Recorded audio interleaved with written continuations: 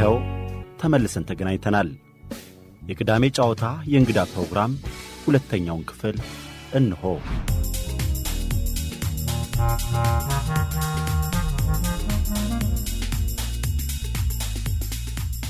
ዘውዳዊና ባላባታዊ ስርዓትን የሻረው የ1966 አብዮት 50 ዓመታትን አሳለፈ።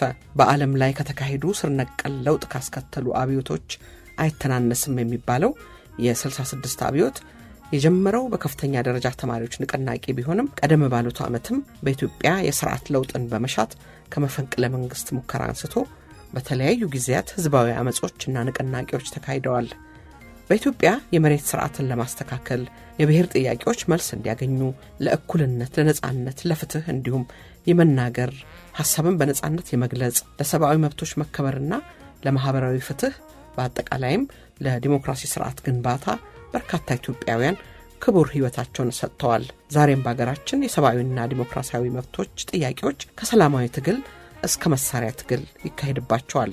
ያም ሆነ ይህ ያለፉት 50 ዓመታት የተማሪዎች ትግል ምን ቅርስ ምን ውርስ ጥሎብን ሄደ የሚለውን መመርመር አስፈላጊ ቢሆንም ያለፉት 50 የለውጥ ዓመታት ሳንካልባና የምንፈልገውን የፖለቲካ ሥርዓት አመጡልን ባይባልም አስተዋጽኦ በኢትዮጵያ እስከዛሬ የተካሄደውና እየተካሄደ ያለው የሥርዓት ለውጥ እጅግ ከፍተኛ ነው። ይህንን ለውጥ በ50 ዓመታት ዘመኑ ለመቃኘት እንዲያስችለን ከተማሪ ንቅናቄም ሆነ ከዚያ በኋላ በተፈጠሩ የፖለቲካ ቡድኖች ውስጥ የተሳተፉ ያንን ሂደት በቅርብ ርቀት የተከታተሉ ተራማጅ ኢትዮጵያውያን መካከል በጨዋታ እንግድነት መጥተው ከሰጡን ምስክርነት ውስጥ የተማሪዎች ንቅናቄ የተፋፋመባቸውን ዓመታት፣ የመሬት ላራሹን፣ የብሔር ጭቆናን ጥያቄዎች፣ የ66 አብዮትን፣ የተለያዩ ፓርቲዎች ምስረታን፣ የትጥቅ ትግልን በሚመለከት ያጫወቱንን ትዝታቸውን ጸጸታቸውንም ጭምር በተከታታይ ሳምንታት ለእናንተ ለመቅረብ እንዲህ አሰናድተነዋል።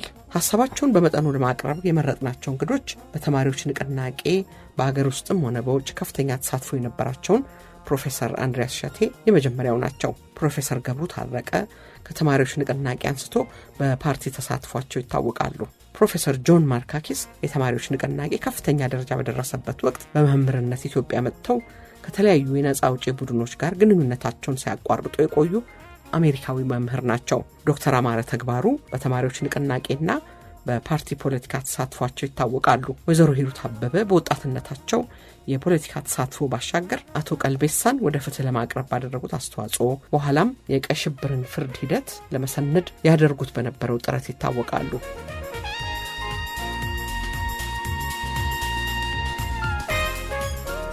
በጨዋታ እንግድነት በተለያዩ ድርጅቶች የተሳተፉ ታጋዮችና አብዮተኞች ስለ ተሳትፏቸው አጫውተውናል። እነዚህን የመረጥናቸው አነሰም በዛ በ50 ዓመት ውስጥ የተካሄዱትን የፖለቲካ እንቅስቃሴዎች ሚዛናዊ በሆነ መንገድ በማየት ሊተነተን የሚገባ ሐሳብ ስለፈነጠቁልን ነው። የእንግዶቻችንን ዝግጅት በተከታታይ ሳምንታት ይዘን እንቀርባለን። ለዚህ ዝግጅት የወሰድነው ከሰፊው ጨዋታቸው ውስጥ በጣም ጥቂቱን ነው። የዛሬ እንግዳችን ዶክተር አማረ ተግባሩ በአዲስ አበባና ፈረንሳይ የጀመሩትን ትምህርት ያጠናቀቁት በስዊድን ዩኒቨርሲቲዎች ነው። በኢኮኖሚክስና ፖለቲካል ሳይንስ የመጀመሪያና ሁለተኛ ዲግሪ፣ የፒኤችዲ ትምህርታቸውን በአንትሮፖሎጂና ዲቨሎፕመንት ማኔጅመንት የሰሩ ሲሆን የጥናታቸው ትኩረት በደቡብ ምስራቅ እስያ ሀገሮች ኤትኖግራፊ ላይ ነው። በስራቸው በገጠር ልማትና አስተዳደር፣ በደን ልማት ፕሮግራም፣ በደቡብ ምስራቅና ደቡብ እስያ ሀገሮች፣ በምስራቅና ምዕራብ አፍሪካ ሀገሮች ሰርተዋል። በስርዓተ ጾታ ጥናትና አመራር፣ በወጣቶች ጉዳይ፣ በደህንነት ቅነሳ ፖሊሲ ንድፈ ሐሳብ ዝግጅት ላይ ተሳትፈዋል። በስነ ጾታና በእርሻ ምርምር፣ በደን አጠባበቅ አመራር ላይ የሰሯቸው ጥናቶች ታትመዋል። ከዚህም በተጨማሪ በአማርኛ ተጽፎ የታተሙት ኃይሌ ፊዳና የግሌ ትዝታ፣ የአንዲት ምድር ልጆች ታሪካዊ ልቦለድ እንዲሁም አድዋ የሚለው ታሪካዊ ልቦለድ ስራቸው በቅርቡ ታትሟል። ዶክተር አማረ ተግባሩ በኢትዮጵያ የፖለቲካ ተሳትፏቸው በተማሪነታቸው በተማሪዎች ንቅናቄ በኋላም የመኢሶን አባል ነበሩ።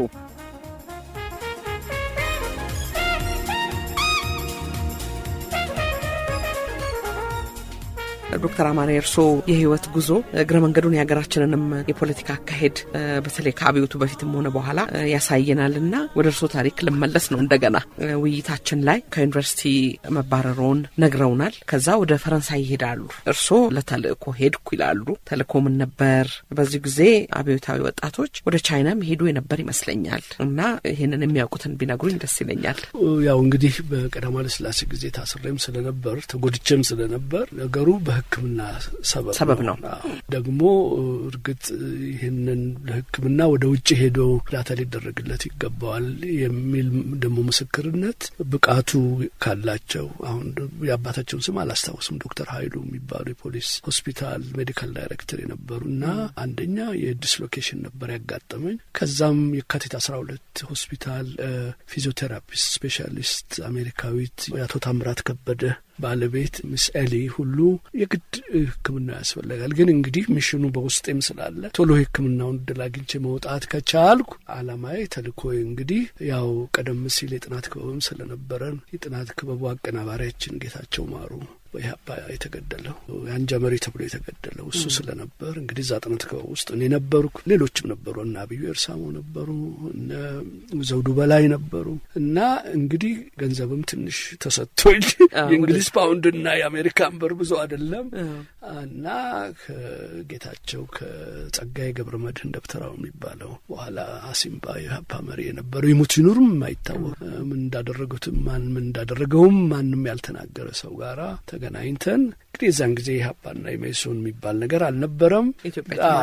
ልዩነቱም ይሄን ያህል የተከፋፈለና የማይነጋገር የማይወያይ አይነት አልነበረም እና እንግዲህ ጌታቸው ጸጋዬ ጋር ሲወስደኝ እንግዲህ በውጪ ያሉን እንደ መሪ የምናያቸው አንዱ ብርሃነ መስቀል ነው እንግዲህ በአይሮፕላን ጠልፈው የሄዱት፣ አንዱ ደግሞ ኃይሌ ፊዳ ነው። አንተ እንግዲህ ፈረንሳይ ሀገር ስትሄድ ሁላችንም እንደ መሪ ከምናያቸው ሰዎች አንዱ እሱ ነውና እሱ ጋር ሄደ በቶሎ ከኪውባ መንግስት ጋርና ከቻይና ጋር ግንኙነት ፈጥሮ በፈንጂ ኤክስፐርትነት ወደዛ እንድትሄድ ነው ተባልኩ እና ሄድኩ። እንግዲህ ተገናኘን ከኃይሌ ጋር። ነገደም ነበረ እንግዲህ ከሌላ ስብሰባ ሲመጡ ነበር የተገናኘ ነው። ይህንን ነገርኳቸው። እንግዲህ ነገደ በህይወት አለ፣ ዶክተር ነገደ በዚህ አለ ህይወት አለ እነሱም ያስታውሳል። አሁን እቺን የኃይሌ ፊዳን መጽሐፍን ስጽፍ እንደገና እዛው ስላለ እና ይሄንን እንግዲህ እኔ የመጣሁት ለዚህ ነው አልኩኝ። ኃይሌ አዳመጠና አይ አንተ ብሎ የኢትዮጵያ ህዝብ ነጻ አውጪ አንደኛ ልጅ ነህ፣ ሁለተኛ እኛ እንኳን አንተ እኛ በተማሪ ንቅናቄ ደረጃ ያለ ነው ራሳችንን የኢትዮጵያ ህዝብ ነጻ አውጪ አድርገን አልወሰድንም እና የኢትዮጵያ ህዝብ ራሱን ነው የሚያወጣው። ራሱ በሚፈልገው መልክ ተደራጅቶ የራሱን እድል ራሱ ነው የሚወስነው። እኛ የማንቃት የማደራጀት ከህዝቡ ጋር የመዋሃድ ከሱ መማር መልሶ ማስተማር እንደሆነ ነው እንጂ ይሄ ተልእኮ የኛ አይደለም። አንተ አሁን ትምህርት ቤት ገብተህ መማር አለብህ። ከኛ ጋር ሆነ አንዳንድ ነገር አብረህ በመስራት የራስህንም እውቀት ንቃትህንም እንደዚህ ማዳበር ነው እንጂ የምን ፈንጀ እና እኔም ትንሽ ቅር ተሰኘው። እንደው የሚባለው ነገር እውነት ይሆን እንደነኚህ ፈረንጅ ሀገር በፈረንሳይ በጀርመን በእንግሊዝ በሌላ ሀገር ያሉ እንደ ኑሮውም ምኑም ተመችቷቸው እንደው ለጠመንጃው ትግል ቅድሚያ የማይሰጡ ህዝብን በቶሎ ነጻ ለማውጣት ቅድሚያ የማይሰጡ ሰዎች ናቸው የሚል ነገር ተሰማኝ እና ይሄ ብቻ አይደለም እንግዲህ ተያይዘን ኃይሌ ቤት ነው ሄድ ነው። ከዛ መጀመሪያ ከተማ ነው የተገናኘ ነው። ከዛ ያው እዛ መጽሐፌ ላይ እንዳነሳሁት የበለጠ ግራ የሚያጋባ ሁኔታ ነው የተፈጠረብኝ እና እንደገባን ወዲያውኑ ኃይሌ የከፈተው ሙዚቃ ሚንጫጫ ነገር ነው። በጣም ይሄ የሙዚቃው መሳሪያ እርስ በርሱ ሚንጫጫና የሚረብሽ አይነት ነገር ነው እና ለካስ እነኚህ ክላሲካል ሙዚቃዎች ናቸው። እነ ቤቶቨን፣ እነ ሾፐን፣ እነ ሞዛርት ናቸው። ምን እንደሆኑ በኋላ ምንድን ነው ብዬ ስጠይቀው እነኚህ በቃ ደመኛ ፔቲ ቡርዣ ሆነዋል ማለት ነው። በቃ እንግዲህ የቡርዣውን ባህል በቃ ብዬ ብዙም አልቆየንም። የኃይል የሚሰራበት ክፍል ስንገባ ደግሞ በአይሮፕላን ጠለፋው የሞቱት የነ ማርታ የነ ዋለልኝ እና ደግሞ ታደለች ኪዳነ ማርያም የተረፈችው እሷ ነጻ መለቀቅ አለባት የሚል ፖስተር ነው ማየው እና ውሎ አድሮ ደግሞ ለታደለች ጠበቃ ከሆነው ሰው ጋራ እዚህ ሀገር አንዱ አበብያ ነበረ፣ አንዱ ያዕቆብ ነበር፣ ያዕቆብ ወልደ ማርያም በተቻለ መጠን የእሷን ጉዳይ በፍርድ ቤት በትክክል እንዲታይ ሲደውል ሲነጋገር ደግሞ ሰማል። ይሄ ብቻ አይደለም፣ የአይሮፕላን ጠለፋው ጉዳይ ላይ ውይይት ክርክር ስብሰባ ላይ ፈረንሳይ ስብሰባ ላይ ሲደረግ የዛን ጊዜ እንግዲህ ይህንን የአውሮፕላን ጠለፋውን በተመለከተ በኋላ መይሶን በሆነው በእኛ በአውሮፓ ማህበርና በኋላ ያፓ በሆነው ትልቅ ክርክር ነበር እና በእኛም በኩል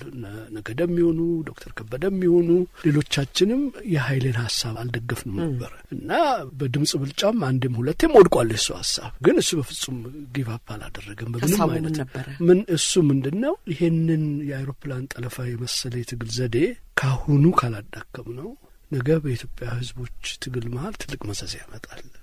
እነኚህን ወጣቶች ለመስዋዕትነት ቆራጥ መሆናቸውን አይደለም ምንቃወመው። ይሄ ቆራጥነት ይሄ ለመስዋዕትነት ዝግጁ መሆን ህዝብን ወደ ማስተማር ወደ ማንቃት ወደ ማደራጀት መሄዱ ቀርቶ ወደዚህ አይነት ወደ ሽብር ፈጠራ የትግል ዘዴ ሄደ እንደሆነ ነገ ትልቅ መዘዝ ነው የሚያመጣው ሲባል ይሄንንማ ያልን እንደሆነ የቀዳማዊ ኃይለ ሥላሴ መንግስት በአውሮፓ ያሉም የኢትዮጵያ ተማሪዎች ማህበርና የደፊዳ ጭምር የአውሮፕላን ጠለፋውን አወገዙ ነው የሚባለውና አይ እንዲህ አይነት ሜካኒካል የሆነ ቲንኪንግ ማስተናገድ አይገባ ነው። የኛ አቋም ግልጽ ነው። ምንኮንነው የትግል ዘዴው ነው፣ ምንቃወመው የትግል ዘዴው ነው። በኋላ ትልቅ መዘዝ ያመጣል ሲባል በመጨረሻ እንግዲህ እኔ ከዚህ ስለሄድኩ ነገሩ ገባኝ እየገባኝ ሄደ። ጥርጣሬ ምንትናለ በኋላ በመጨረሻ ነው እንደገና ኃይሌ ይሄንን ጉዳይ መልሶ አንስቶ ውሳኔ የማጆሪቲ ውሳኔ ሲያገኝ እኔም ከደጋፊዎቹ አንዱ ገባኝ እና በዛ እንግዲህ አመኔታውም ቅርበቱም እያለ ሄደና በጣም እጅግ አስቸጋሪ የነበረው የ1973 ሃኖቨር ስብሰባን እጅግ አስቸጋሪና እጅግ ከባድ የሆነ ስብሰባ ነበር በእኛ ኢትዮጵያ ተማሪዎች ማህበር። እንግዲህ ያ አንዱ የኤርትራ ጉዳይ ነው። ይሄ የአውሮፕላን ጠለፋዊ ትግል ዘዴ በተመለከተ ነው። ሁለተኛ በቶሎ ወጣቱን ከተማሪው ማህበር በመመልመል ወደ ኤርትራ ግንባሮች ጋራ በመጠጋት እና መጠለያ በማግኘት ድጋፍ በማግኘት ፓስፖርት የመሳሰሉ ነገሮችን በማግኘት ከኢራክና ከመሳሰሉት መንግስታት ጋራ በሀገር ቶሎ ሰልጥኖ የጠመንጃ ትግሉን በኤርትራ ግንባሮች ስር ሆኖ ማንቀሳቀስና ቀስ ብሎ ወደ ትግራይም በመግባት ይሄንን ነገር እንግዲህ እኛ አልተስማማንም። ይሄ በኋላ በተለይ በጥገኝነት ስር ሆኖ እንዲህ አይነቱ መዘዝ አለው እና ይሄ ነው እንግዲህ ያለየን። ይሄ ሲሆን እንግዲህ እኔም ወደና ኃይሌ አቋም ሄድኩ። ከዛ እንግዲህ የማህበሩ ሊቀመንበሩም ለመሆን በቃው። በመጽሔት ዝግጅቱም ውስጥ ዋና ተሳታፊ ሆንኩ። የሊቀመንበርነቱንም ኃላፊነት ካስወረድኩ በኋላ የአውሮፓ ኢትዮጵያ ተማሪዎች ማህበር አማካሪ እስከመሆን ከዛ እንግዲህ የወጣቶቹ ንቅናቄ ነበር ኢደን የሚባል የዛ አባልና አቀናባሪ እስከመሆን ቆይቶም አንድ ሪም የሚባል ደግሞ ሪቮሉሽነሪ ሙቭመንት የሚባል ደግሞ ትንሽ ከዛው ከኢደን ከሚባለው ውስጥ ደግሞ የተሻለ አመኔታ ያላቸውን አውሮፓ ውስጥ እስካለን ድረስ የግድ በመይሶን መልስ ለማያስፈልግ ትግሉ ወደዛ ስለሆነ ከዛ ደግሞ ወደ ላይ ወደዛ ኃላፊነት ውስጥ ገባሁኝ እና ልመጣ ገደማ ደግሞ እንግዲህ በመጨረሻው የመይሶን የአውሮፓ አቀናባሪ እስከመሆን ደርሼ ነበረ ማለት ነው። እንግዲህ ምንድነው ከዚህ ከነበረው ውይይት መረዳት የሚቻለው በፊት በአውሮፓ ወይንም በአጠቃላይ በውጭ ሀገር ያሉ የኢትዮጵያ ተማሪዎች ስር የነበረው እንቅስቃሴ በተለያየ ቦታ መከፋፈል የጀመረ ይመስለኛል። ከዚህ ውስጥ ኢህአፓ ለብቻው ይወጣል፣ መኢሶን አንዱ ነው። እንደገና ደግሞ የነጻ አውጪ ድርጅቶችም እንደዚሁ ማለት ነው። በዚህ መሀል ነው እንግዲህ የ66 አብዮት የሚመጣው። እንግዲህ የኤርትራ ግንባሮቹ ነበሩ በፊት ልክ ነው እና ውሎ አድሮ ደግሞ ኢብናግ የሚባል የኢትዮጵያ ብሔራዊ ነጻነት ግንባር የሚባል እንዲሁ ነበር። እንግዲህ በልጡ ኦሮሞ ነጻ አውጪ ግንባርም አለ እና እንግዲህ እኛ የተማሪ ንቅናቄም እስከሆን ድረስ በኋላ በድርጅትም ደረጃ በግንባሮቹ መሀል ጣልቃ መግባት የለብን እና ያንዱን ድጋፍ ለማግኘት ስንል አንዱን ወገን ደግፈን ሌላውን የምንቃወምበት ምክንያት የለም። በተለይ በኤርትራ ግንባሮች ጉዳይ ላይ እንግዲህ ኢህአፓ ሆነው በኋላ ወደ ጠመንጃው ትግልም የተሸጋገሩት ቢሆኑ መጀመሪያ የተጠጉት ኤልኤፍን ነበር ከዛ ወደ ሻዕቢያ እና እኛ በእነኚህ መሀል ጣልቃ የምንገባበትን አቋም የምንወስድበትን ምክንያት የለም። ይሄ ብቻ ሳይሆን ቀደም ሲል ገና በጣም ከረጅም ጊዜ በፊት የኤርትራ የነጻነት ትግል በጠመንጃ ትግል ሲጀመር ኃይሌ የጻፈው አርቲክል ነበረ። ተገቢ የሆነ አጀማመር፣ ህዝባዊ ያልሆነ አመራር የሚል ይህንን ታሳቢ በማድረግ ሲሆን ከዚህ ላይ ደግሞ የእኛ ተግባር ተማሪው ወደ ነጻ አውጪ ግንባር እየተመለመለ መሄድ ተገቢ ሆነ አይደለም። የማንቃት የማደራጀቱ ስራ መሰራት አለበት። ይሄኛ ተግባር ይሄ ነው። ከህዝቡ ጋር ሆኖ ድርጅት መፍጠር ይቻላል። ይሄ የኛ አቋም ነው። ይሄ ነው እንግዲህ ያለያየን። የዋለ እያደረ ወደ አሜሪካም ሄደዋል። እንግዲህ አሜሪካም ክፍፍሉ ሲደረግ ዋናው የክፍፍሉ ምክንያት የብሔር ጥያቄ ነው። እናንተ ትምክተኞች ስለሆናችሁ ነው እስከ መገጠል ድረስ የሚለውን ነገር ስለማደግፉ ነው የሚል ነገር ነበረ። እንግዲህ በዚህ ሂደት ውስጥ ኢህአፓም የአውሮፓ ኢትዮጵያ ተማሪዎች ማህበር ለውጥ ተከፍሎ ዓለም አቀፍ ኢትዮጵያ ተማሪዎች ፌዴሬሽን የሚለው መጣ። ቀደም ሲል ዓለም አቀፍ የኢትዮጵያ ተማሪዎች ማህበር የሚባል ነበር። እሱ ህጋዊ በሆነ መንገድ ዲሶልቭድ ሳይሆን ወደ ፌዴሬሽን መሸጋገር አንችልምና እኛ እዛ ውስጥ ልንገባ አንችልም አል። ምክንያታችንም ምንድነው? ያ ኢህአፓ በተቻለ መጠን በራሱ ቁጥጥር ስር ያደረገው ማህበር እንደሆነ እናውቃለን እና ህጋዊ ሳይሆን ህገ ማህበር አለ፣ መተዳደሪያ ደንብ አለ፣ በሱ መሰረት ነው በሚል እዛ ውስጥ ቆየን። እንግዲህ ልዩነቱ ምንድነው? አሜሪካን ሀገር ኢህአፓ ኢዙናን ላይ የበላይነቱን ይዞ አመራሩንም ይዞ የቀድሞ የኢዙና አባላትን ሲያሰናብት ወይም እነሱ ጥለው ሲወጡ መለስ አያሌው፣ አንድሪያስ እሸቴ እንደዚህ፣ እኛ ግን ማህበር ውስጥ አሳልፈን አልሰጠንም። እዛው ታግለን እኛ ማጆሪቲ ስለነበር የአውሮፓ ኢትዮጵያ ተማሪ ማህበርን ኢንቴግሪቲ ይዘን የቆየ ነው። እነሱ ወደ ፌዴሬሽን ሄዱ። ቀስ በቀስ እንግዲህ ያ ድርጅት የኢህአፓ የድጋፍ ድርጅት ሆነ። ይበልጡን ያው እንግዲህ የኛ ደግሞ የአውሮፓ ኢትዮጵያ ተማሪዎች ማህበር የመይሶን ደጋፊ ሆነ በአብዛኛው። እኛም ራሳችን በመይሶን ውስጥ እንግዲህ ቦታ ተሰጥቶን በአባልነትም በኃላፊነትም በስታፍ ልንቀጥል ቻለን። ዶክተር አማረ እንግዲህ እርስዎ የተማሩት ፈረንሳይ ሀገር ፖለቲካል ሳይንስ ነው። ትምህርቱም አልቀረም። አይ እንደው ለነገሩ ገባሁኝና እንደው ሬጂስተር ዶኝ እማራለሁኝ እንጂ አብዛኛው ስራ የፖለቲካ ስራ ነበር። የድርጅቱን ስራ፣ የመጽሔቶቹን ስራ፣ የማህበሩን የስራ አስኪያጅ ኮሚቴውን ስራ፣ በተለይ በቅርንጫፍ ብዙ በርካታ ቅርንጫፍ ማህበራት ነበሩን። እንግዲህ በኢስተርን ዩሮፕ፣ ሶቪየት ህብረቱ፣ ቡልጋሪያ፣ ሃንጋሪ፣ ቼኮስሎቫኪያ፣ አውሮፓ ውስጥ ደግሞ በርካታ ሀገሮች ምዕራብ አውሮፓ ውስጥ በየጊዜው መዘዋወር ይጠይቃል። የእነሱ ቅርንጫፍ ማህበር ስብሰባ ላይ መገኘት ይጠይቃል። ከኢህአፓ ደጋፊዎች ወይም ከፌዴሬሽን ጋር መከራከር ይጠይቃል። እነኚህ ነገሮች ነበሩ። በተለይ አቤቱ የፈነዳ ጊዜ እንግዲህ የእኛ አቋም የተለየ ሆነ።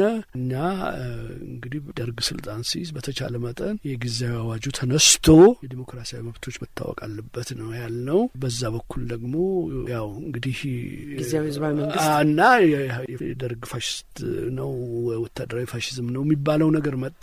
የገጠሩ እንደዚህ አይነት ነገሮች ብዙ ክርክሮች ነበሩ። የመሬቱ ጉዳይ አለ።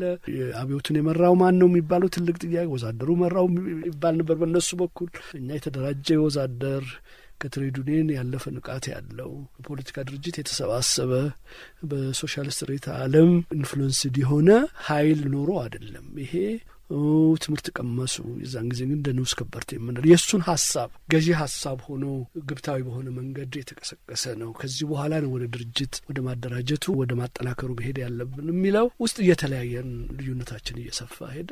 ያን ልዩነታችንን ይዘን ሀገር ውስጥ ገባን። መስማማትም መግባባትም መደማመጥም አልቻልንም። ያው እንግዲህ መጨረሻችን የሁላችንም ያው ምን እንደሆነ ይታወቃል።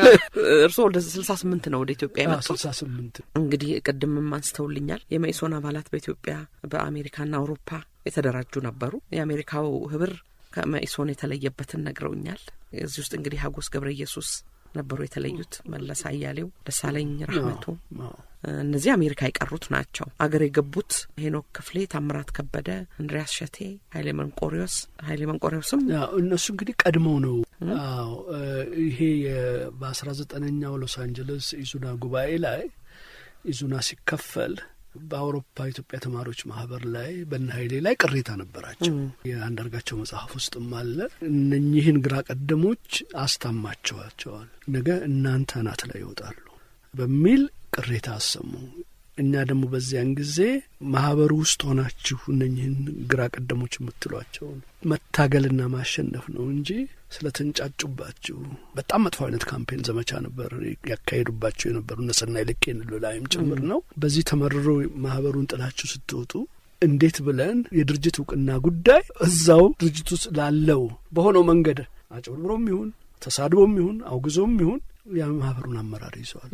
እና እንግዲህ የነኚህ የማህበሩን አመራር የወሰዱት የኢህአፓ ወገን እና ሀጎስ እንኳን ቀደም ብሎ ነው የተለዩት። አሁን ኃይሌ መንቆሪዎስ የተለዩ ቆይተዋል። በብሔር ጥያቄ አመካኝተው ነው እውነተኛ ለኛ። ምክንያቱ የብሔር ጥያቄ የድርጅት ጥያቄ ነው። ዋናው ግን በዛ ነው አታክ ያደረጓቸው እና በዚህ ምክንያት ቅሬታ ነበራቸው። እናንተ ውስጡን ሌላ ድርጅቱ ስላላችሁ ከነኚህ ሰዎች ጋር አንድ አይነት እንግዲህ ጥርጣሬያቸው ምንድነው ምናልባት የኛ እንግዲህ ያው እንግዲህ እኔ የማውቀው ከኃይል ያገኘሁትን ነው። እንግዲህ እዛን ጊዜ ነው ያልነበርኩም እነ የኢህአፓ የሆነውን ወገን በተለይ ከአልጄሪያ ሄደው ዋናው አይዲዮሎጂካል ተስፈንጣሪ ቦምብ የወረወረ የነበረው የአልጄሪያ ቡድን ነው። በዛ ላይ በሁላችንም ላይ እና እነኚህን ለብቻቸው ወጥተው የራሳቸውን ድርጅት እንዲያቆሙ ከመግፋት ይልቅ ቢሆንም አንድ ላይ የወጡ ናቸውና እዚሁ እኛው ድርጅት ውስጥ እንዲቆዩ የሚል ሀሳብ ነበረው ኃይሌ።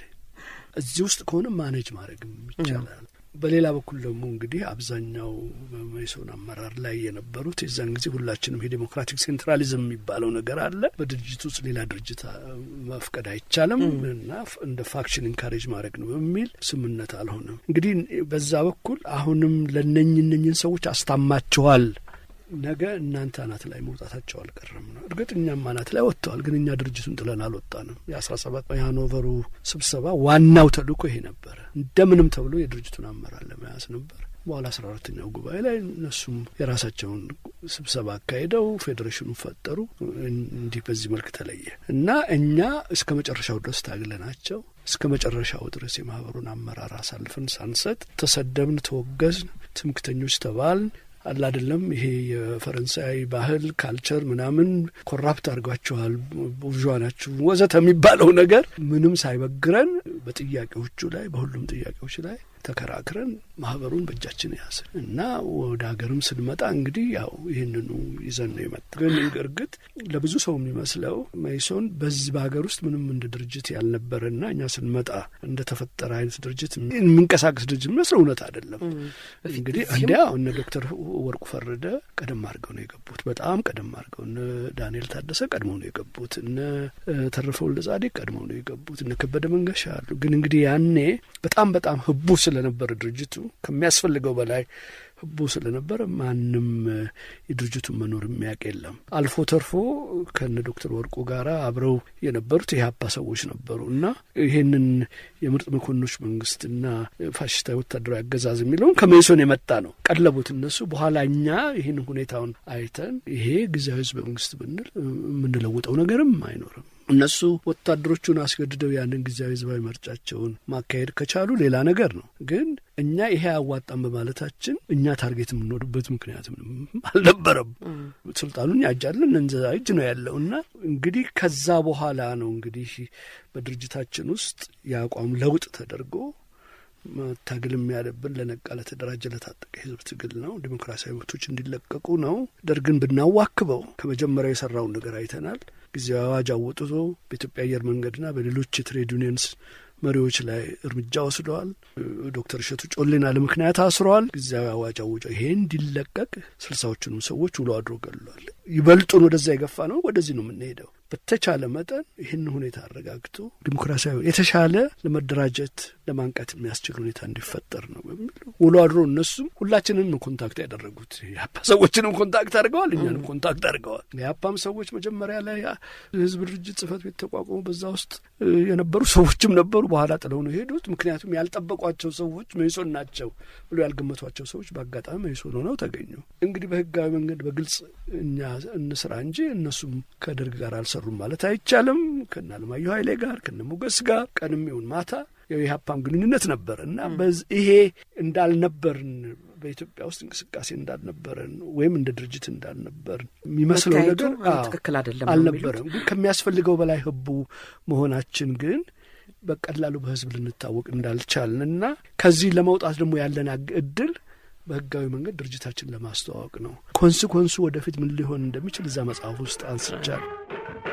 ዶክተር አማረ አሁን አንዱ ቁም ነገር በመኢሶን በኩል በተለይ በኃይሌ ፊዳ በኩል የዚህ ይሄ መንቃት መደራጀት ለሚለው ሀሳብ ግብአት የሚሆን የዚህ ተራማጅ ቤተ መጻሕፍት መመስረት አንዱ ቁም ነገር ይመስለኛል። እርሶም ኢትዮጵያ ከተመለሱ በኋላ አዲስ ፋና የሚለው መጽሔት ነው አይደለ አዘጋጅ ነበሩ። ስለ ጽሁፉና ይዘትና ዓላማ እንግዲህ አልጠይቆትም። መቼም የሚገርመው ነገር እንግዲህ አሁን ወደ ኋላ ተመልሰን ሪኮርዱን እንኳን ብናይ ጎህ በዛ በኩል ነበረ የኢህአፓ እንግዲህ በተራማጅ መጽሐፍት ቤት በኩል ለዚህ ለሶሻሊስት ሊትሬቸር ትልቅ ዲማንድ ነው። ነበር። ደርግ ራሱ ኢትዮጵያዊ ሶሻሊዝም የሚባለውን ነገር ሲል ወጣቱም ይህንን ሲጠይቅ በጣም ትልቅ ፍላጎት ነበረና ርዕዮተ ዓለሙን በማስተዋወቅ በኩል ተራማጅ መጽሐፍት ቤት ትልቅ ሮል ነው የተጫወተው። አዲስ ፋናም ሲመሰረት እንግዲህ ፖለቲካ ትምህርት ቤት ሲመሰረትና ህዝብ ድርጅት ሲመጣ ታስቦ የነበረው እንግዲህ ያው አቶ አንዳርጋቸው አሰግድ ያንን መጽሔት እንዲያዘጋጅ ነበር። እኔ ስመጣ እንግዲህ በአንድ በኩል ሌላ ኃላፊነት እንደወስድ ነበር የታሰበው። እዚህ የመላው ኢትዮጵያ ሰራተኞች ማህበር ያኔ ኢሰማ ነበር የሚባለው የዛ ጋዜጣ አዘጋጅ አንዱ ሀሳብ እሱ ነበረ። ምክንያቱም የሰራተኛው ማህበር ጋዜጣ በነ ግርማቸው ለማና በነ ክፍሉ ታደሰ ነበረ ተይዞ የነበረው እና ኃይሌ ይሄንን ክፉኛ ተቃወመ እና ይሄንን ልጅ አምጥተን እናስገድለዋለን፣ አይሆንም፣ ይህንን የአዲስ ፋና መጽሔት ማዘጋጀት አለበት የሚል ሀሳብ አመጣ። አብዱላሂ ዩሱፍ ደግሞ አይ እኔ አማርን ፈልገዋለሁኝ የኔ ምክትል ሆኖ ሀረር መሄድ አለበት ብሎ እሱም ከሀረር ድረስ መጥቶ ነበር። በሚቀጥለው እሱም ተከራክሮ አልሆነም፣ ድርጅቱ ይህንን ይወስናል። አንዳርጋቸው ወደ ፖለቲካ ትምህርት ቤት ሲሄድ እኔ የአዲስ ፋና መጽሔት አዘጋጅ ሆንኩ እና የሚገርመው ነገር እንደው ሪኮርዱን ቅድም እንዳልኩት ወደ ኋላ ብንመለስ በዚያን ጊዜ አዲስ ዘመን ይሄ ቬሪፋይ ሊደረግ የሚችል ነው። አዲስ ዘመን አዲስ አበባ ውስጥ ከነበረው ሰርኩሌሽን የበለጠ አዲስ ፋና ትልቅ ሰርኩሌሽን ነበረው። የሚገርም ነገር 10,000 መጽሔት አዲስ አበባ ውስጥ እናሰራጭ ነበር እና የክፍለ ሀገሩ ደግሞ እንዲህ አልነበረም እና ደግሞ ያፈራናቸው ወዳጆች የሚገርሙ ነበሩ። ምንም አይነት አገር ወዳድ የሚባለው ይህን ያህል ከሶሻሊስት ፍልስፍና ጋር ቀጥታ እንደኛ እንደው መጽሐፉን ከዳር እስከ ዳር ሸመደድኩ ከሚለው የተለዩ የአገር ፍቅር ስሜት ያላቸው እውነተኛ ዴሞክራት የምንላቸው በርካታ ሰዎች ነበሩ።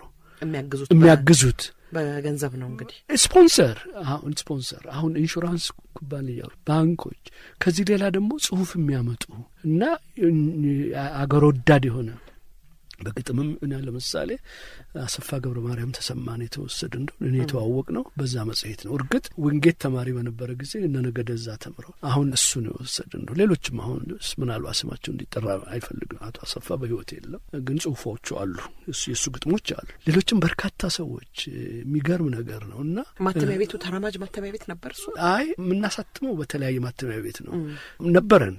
ግን ምንድነው መጽሐፎችን ስለ ህግና መንግስት እንደዚህ የአቶ ኤፍሬም ዳኘን፣ የንግስትን፣ የኃይሌን፣ የሌሎችንም ሰዎች መጽሐፍት ሌላ ቦታ ወስደን እናሳትማለን እና ግን ተራማጅ መጽሐፍት ቤት ነው ፋይናንስ የሚያደርገው የሚያትመው፣ ግን የሚያዋጣም አለ። አሁን የንግስትን መጽሐፍ ዮሴፍ ራሱ ለማስገድ ወንድም እሱ ራሱ ኮንትሪቢዩት አድርጓል ለዛ ለተው መጽሐፍ እንኳን እና አዲስ ፋና አሁን የኃይሌ መጽሐፍ ለመጽሐፍ ተመልሼ ሳይ በጣም ነው የገረመኝ።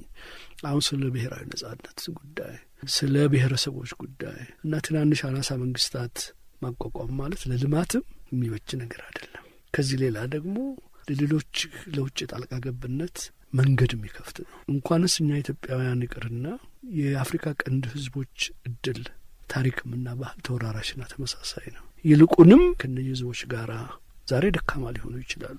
ዛሬ በድርጅት ድምጻቸው ላይኖር ይችላል። ከነኚህ ጋር የተያዘ ጠንካራ ሶሻሊስታዊ የሆነ ንቅናቄ በመፍጠር ያንን ሪጅን ከሀያለ መንግስታት በተቻለ መጠን ነጻ የሆነ ቀጠና ፈጥሮ ለጋራ ልማት እንዲህ አይነት ቪዥን ነው እንጂ ሊኖረን የሚገባው በዚህ አይነት ጠባብ ብሔርተኝነትን ላይ እንዲህ አይነት ትኩረት የሰጠ ነው እንደሆነ ለእኩልነትም ለሶሻሊዝም ይበጅ ነገር። ይሄ ማለት ግን የብሔረሰቦችን ጭቆና መካድ እና ይሄ ጭቆና በተለያየ መልክ ራሱን የሚገልጽበትን ማዳከም እና መብቶቹ እንዲከበሩ በአግባቡ መጠየቅን የሚከለክል ነገር አይደለም። ይሄ እስከተከበረ ድረስ በተቻለ መጠን ደግሞ ሶሻሊስታዊ የእኩልነት ስርዓት ማንኛውንም ጭቆናና ብዝበዛ የሚጸየፍ የማይቀበል ነውና ማራመድም ያለበት መይሶን ይሄንን ነው። የኤርትራን ጉዳይ አሁን የ9 ነጥብ የፖሊሲ ውሳኔ ምሳ ሰዓት ላይ አብረን ቁጭ ብለን ነው ኃይሌ ያነጋገረን። እነሱንም ፕሮሞት በማድረግ በተለይ ኃይሌ ኮንሲስተንትሊ ይጽፍባቸው የነበረው ኢትዮጵያ ጊዜያዊ ሁኔታ እነ ዶክተር ወርቁ ፈረደም የሚገርሙ ነገሮች ናቸው። እኔም ራሴ እንዳቅሜ ኤዲቶሪያሉንም አንዳንድ አርቲክልም የጻፍኩትን ወደ ኋላ ተመልሼ ሳይ በዛ እድሜ ለራሴ ይገርማል። በተለይ በእነ ኃይሌ ራዕይ ዶክተር ወርቁ ፈረደ እኮ የሚገርም አይነት እኮ ሰው ነበር። ከዚህ ሌላ ደግሞ የወጣለት ሰልፍለስ የሆነ ሰው ነው። ማነው ኖረው በህይወቱ በሙሉ እስከ መጨረሻው ድረስ እና ያ አጭርም ጊዜ ቢሆን ወቅቱ ግን ያው በኋላ ሀሳብ መለዋወጫ በሴንሰሩ በሙሉ መከራችን ማየት ጀመርን። እኛም ያችን ጊዜ ነው በቶሎ ራሳችንን ማስተዋወቀን ሀሳባችንን ማስተዋወቀን ህዝብ ላይ ለመድረስ ችለን በተቻለ መንገድ በህጋዊው መንገድ ደግሞ በሌላ በኩል ደግሞ የሜሶን የራሱ ልሳን አለ። እዛም ውስጥ ሲዘጋጅ የሚያዘጋጁትም ሰዎች ሁላችንም ሀሳብ እንሰጣለን። አንዳንድ ጊዜ እንደውም ታዘን እስቲ ይህንን አርቅቁ እንባላለን። ትንሽ ከረር ያለ ነገር አንዳንዶቻችን ያኔ እንግዲህ ወጣትነቱም አለ ይህንን የሚያለዝቡልን አሉን፣ ኃይሌ አሉን፣ አናደርጋቸው አሉን፣ ዶክተር ከበደ አሉን፣ ዳንኤል አሉ፣ ትላልቅ እንትን ያላቸው ወይም ያንን የተዘጋጀውን ታይፕ ማድረጉንም ምንም አሉ በሁሉም እንሳተፍ ነበር ለማለት። ሪሊ የኢህአፓ ሰዎች በኢህአፓነት እንኮራለን ይላሉ። እኔም በሜሶንነት ምንም ማፍርበት ነገር የለም።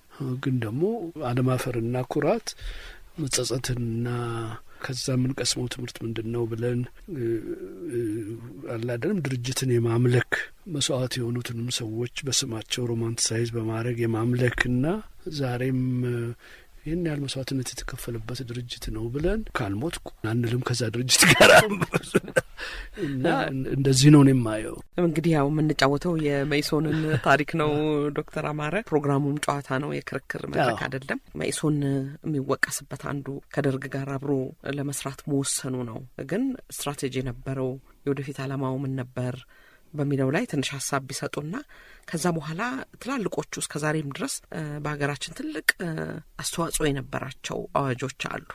እዛ ላይ የነበረውንም አስተዋጽኦ እናነሳለን። ምናልባት እዚህ ላይ ሀሳብ ከሰጡ ብዬ ነው። ሜሶን ከደርግ ጋር ሲሰራ ኤንድ ጌም ነው የሚሉት የዛሬ ልጆች ምን ነበረ? መቼም ያ ጊዜያዊ ህብረት ነው ነገሩ እና ክሪቲካል ሰፖርት ነው የምንለው እና ደግሞ ይሄ በማንኛውም ጊዜ ሪቫይዝድ የሚሆን አቋም ነው። በአስፈላጊው ጊዜ ደግሞ ሪቫይዝ ለማድረግ ወደ ኋላ አላልንም። አቅሙም ጉልበቱም ድርጅታዊ ብቃቱም እንኳን ሳይኖረን ከዚህ ጊዜ በኋላ ከደርግ ጋር አብሮ መቀጠል የሚያስገኝ ነገር አይደለም በሚል ዊዝድሮ አድርገናል እና ይሄ እስከ መጨረሻው ድረስ ከደርግ ጋር ተጣብቆ ስልጣን የመጋራት ኢንቴንሽን ኖሮት ነው የሚለው ሌሎች ሰዎች ፕሩፍ ያርጉት ይሄንን እንግዲህ እና ከመጀመሪያውም ቢሆን ያለው አማራጭ በተቻለ መጠን ደርግ ይህንን ጸረ ዲሞክራሲያዊ የሆነ እርምጃዎቹን ተቻለ መጠን ለመግታት ፕሮግራም እንዲመራ ለማድረግ አንዳንድ መሰረታዊ የሆኑትን ጥያቄዎች እንዲፈጽም የመጠየቅ ይሄ ምቹ ሁኔታ እንዲፈጠር ደግሞ እንደ ህዝብ ድርጅት የመሳሰሉትን ህዝብን ለማንቃት ለማደራጀት የሚያመቹ ተቋማትን የመጠየቅ ነው እና እንደው ዝም ብሎ ከመጀመሪያው ደርግ ስልጣን ላይ እንደመጣ ሄለን የተጣበቅን ሰዎችም አይደለንም። የራሱ ሂደት አለው። በተለይ ከመሬት አዋጅ በኋላ ነው። ከዚህ ጊዜ በኋላ ይህንን ኢምፕሊመንት ለማድረግ የሚጠይቅ ነገር አለ። ገበሬው መደራጀት አለበት። ምቹ ሁኔታ መፈጠር አለበት። የሰራተኛው ጥያቄ ደግሞ አለ። ይህንን ይዘን ነው ሞከር ነው እንግዲህ እኛ ስንሞክረው ምናልባት ጎልቶ የሚሰማው ድምጽ የእኛ ብቻና በደርግ ላይ ከመጀመሪያው እስከ መጨረሻው ተጽዕኖ ለማድረግ የቻልነው በየትኛውም አቅጣጫ ይደርግ እኛ መስለን ልንታይ እንችላለን። ግን እየዋለ እያደረ ሲሄድ እኛ ብቻ አይደለንም እዛ ያለነው፣ ሌሎችም ድርጅቶች አሉ እና ሌሎችም ድምጾች አሉ እና ደግሞ እነ ኮሎኔል መንግስቱም ቢሆኑ የራሳቸው አምቢሽን የራሳቸው ፍላጎት ሳይኖራቸው የመጡ ሰዎች አይደሉም እና አመጣጣቸውን ኮሎኔል መንግስቱን እዚህ ድረስ የመምጣት ታሪክ ወደ ኋላ ተመለሰን ብናይ አጋጣሚዎቹ ተመቻችተውላቸዋል እንጂ የራሳቸውም አምቢሽን የራሳቸውን ፍላጎትም ነበረ እና ያ ጊዜ የተደላደለ ሁኔታ እስከሚጠበቅ ጊዜ ድረስ አድፍጦ መጠበቅና ሳይቀድሙ መቀደምን ተምረው የመጡ ሰዎች ናቸው። ተክነውበት የመጡ ናቸው እና ይሄ በድርድር ከደርግ ማድረግ የሚገባውን ሁኔታ አስቀምጠን ነው። ግን ይሄንን ሲባል ይሄ ነገር ውሎ አድሮ መዘዝ ሊኖረው እንደማይችል ሳናውቅ ቀርተን አይደለም። እኔ ኃይሌ መጽሐፍ ውስጥ አንስቼዋለሁ። እኔ ራሴ መጀመሪያ እንደገባሁኝ ተያይዘን ወጣ ብለን ነበር ይሄን ነገር ለመወያየት እና አንደኛ ድርጅታችን ከመጠን በላይ ህቡ ስለነበር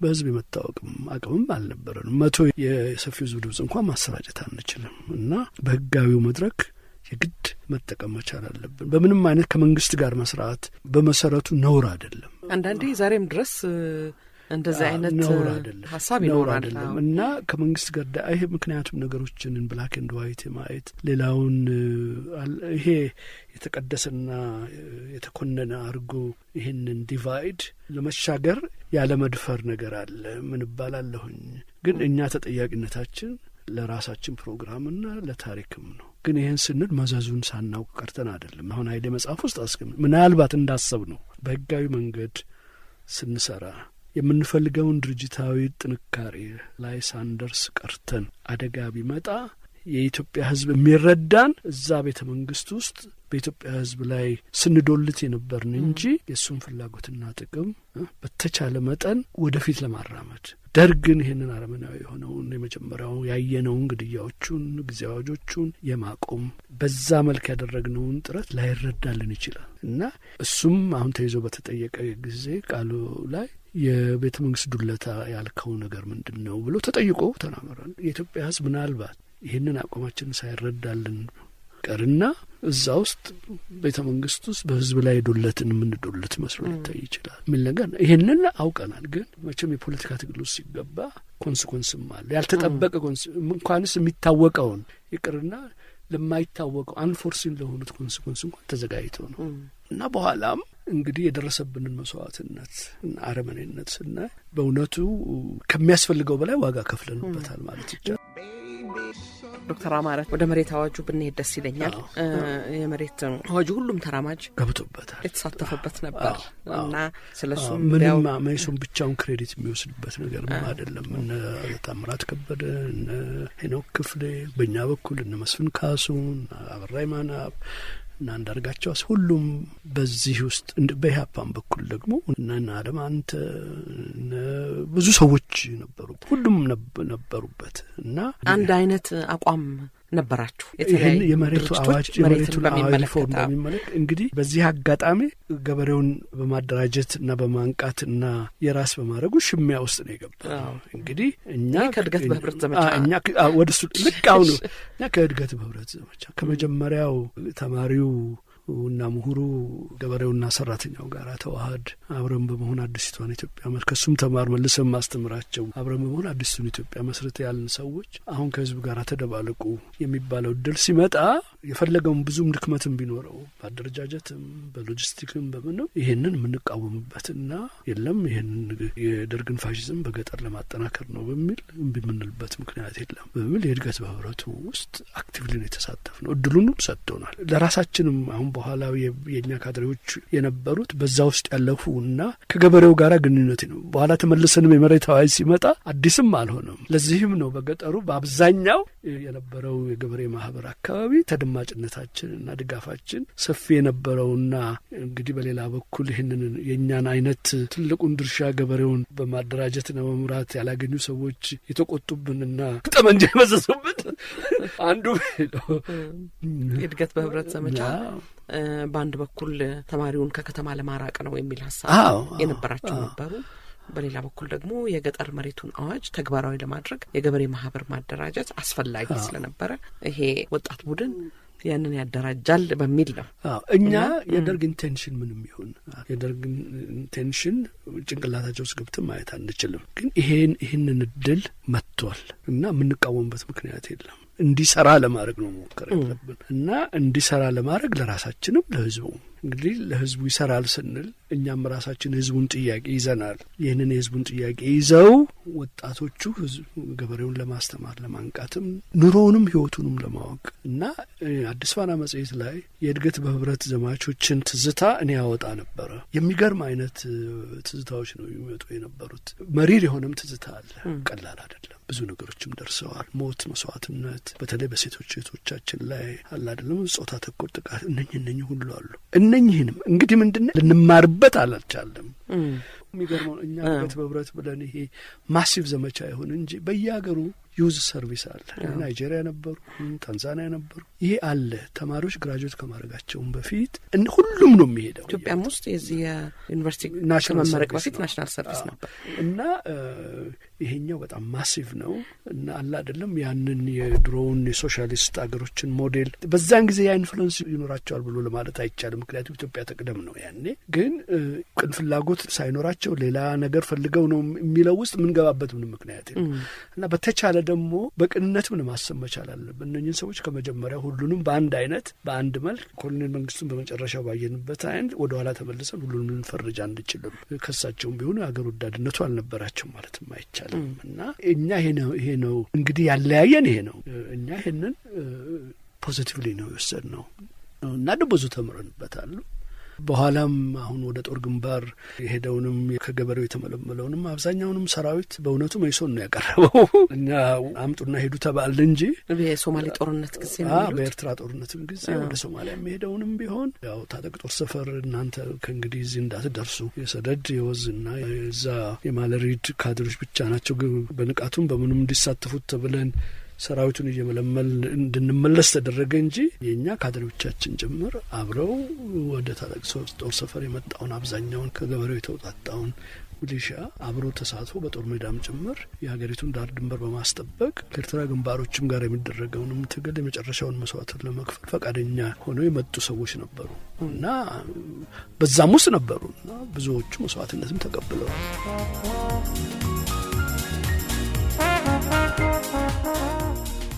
በተማሪዎች ንቅናቄ ወቅት በአገር ውስጥና በውጪ ከፍተኛ ተሳትፎ ከነበራቸውና በዚህ ሳምንት ሐሳባቸውን በመጠኑ እንድትሰሟቸው ከመረጥናቸው እንግዶች መካከል የዶክተር አማረ ተግባሩ ምልከታ በዚያ ያበቃም። ሳምንት ስንገናኝ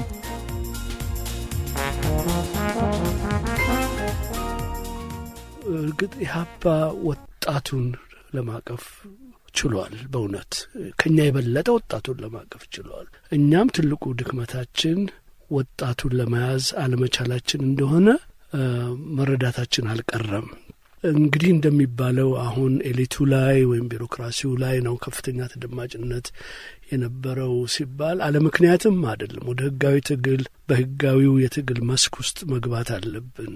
ስልጣኑ ማንም እጅ ይሁን እኛ አቋማችንን ለማስተዋወቅ በህገ ወጡ መንገድ ብቻ ለብዙ ዘመን ህቡ ሆነን ማንነታችን ሳይታወቅ እኛ እንሁን ወይስ ኢህአፓ ይሁን ሳይታወቅ ለብዙ ዘመን ኖረዋል። የመኢሶን መሪዎች ተብለው በኋላ የወጡት እውነት የመኢሶን መሪዎች መሆናቸው እንኳን ቀደም ሲል በኢህአፓ አይን የሚታዩ ሰዎች ነበሩ።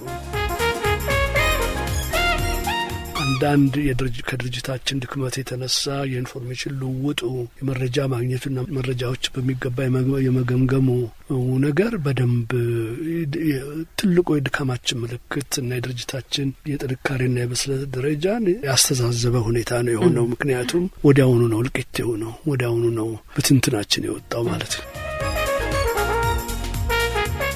እነዚህንና ሌሎች ጨዋታዎቻቸውን ይዘንላችሁ እንቀርባለን። ለአሁኑ ለመሰናበቻችን ይህንን ሙዚቃ መርጠንላችኋል። ሸገር 102.1 የእናንተው ሬዲዮ